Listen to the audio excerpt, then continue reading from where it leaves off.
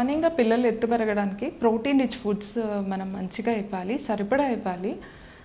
దాంతోపాటు అంటే చాలా వరకు ఓన్లీ ప్రోటీన్ రిచ్ ఫుడ్స్ ఇస్తే బాగా పెరుగుతారా అంటే లేదు. తల్లిదండ్రులు కొంచెం ఎత్తు తక్కువ ఉంటే కూడా ఎక్కువ పిల్లలు అంతే ఎత్తు పెరిగే అవకాశం ఉంటుంది తప్ప చాలా ఎక్కువగా పెరిగే అవకాశం తక్కువే ఉంటుంది. కాబట్టి పెరగడానికి ఇవ్వాలి ప్రోటీన్ సోర్సెస్, దాంతోపాటు బ్యాలెన్స్డ్గా అన్నీ ఇవ్వాలి.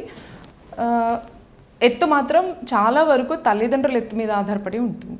మనం ఎత్తు పెరగడంతో పాటు ఎత్తుకి సమానంగా బరువు కూడా పెరిగే విధానంగా మనం బ్యాలెన్స్డ్గా ఇచ్చేవన్నీ ప్రోటీన్ సోర్సెస్తో పాటు కార్బోహైడ్రేట్స్ కూడా, ప్రోటీన్ సోర్సెస్, ఆకుకూరలు, కూరగాయలు, ఫ్రూట్స్.